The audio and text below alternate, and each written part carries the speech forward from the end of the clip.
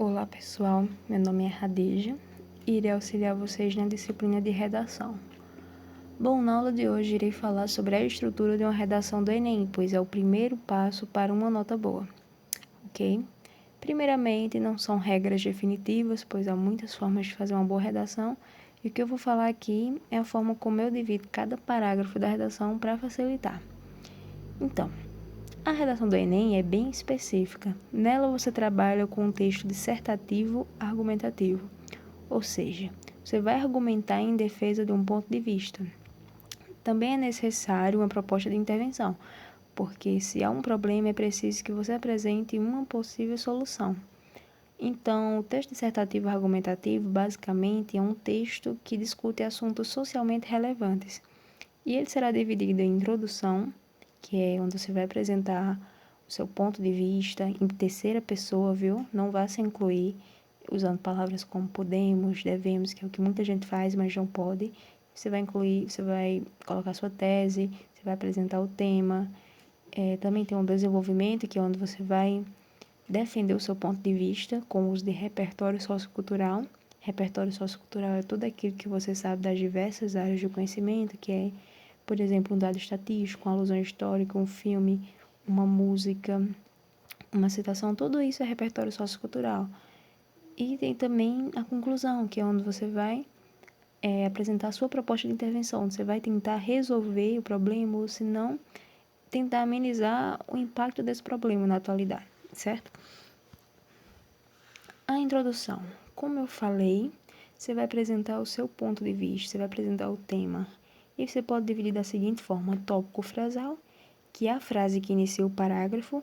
No caso da introdução, é recomendável que você comece com um repertório sociocultural.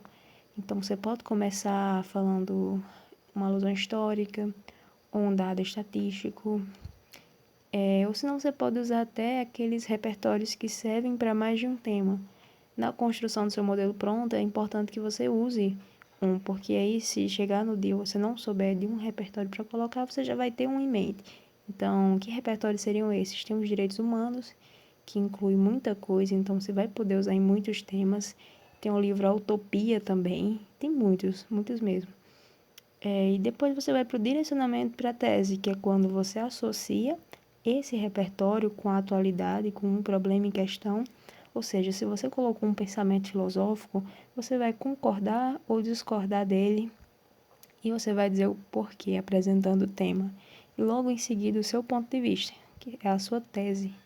Existem muitas formas de se fazer uma tese, mas eu gosto muito de trabalhar com olhar para o tema e imaginar dois possíveis causadores. Pode ter muitos causadores, mas você escolhe dois, porque aí você trabalha cada um deles em cada desenvolvimento, ok? Geralmente um deles é o governo, sempre dá para incluir o governo, o outro vai depender muito do tema.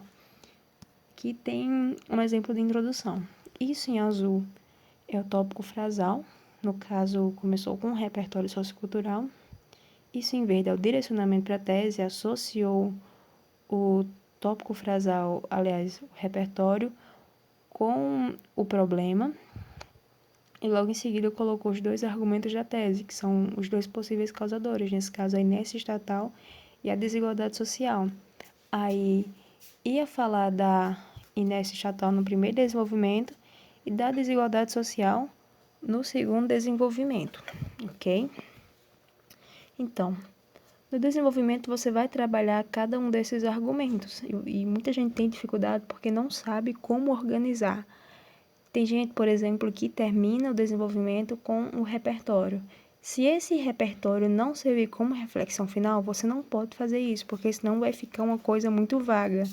Na redação, você tem que estar constantemente explicando e argumentando. Então, o que você pode fazer? Começar com o tópico frasal, que é a frase que inicia o parágrafo. Depois, o argumento da tese. Você vai pegar aquele argumento, mas, se possível, escreve em outras palavras.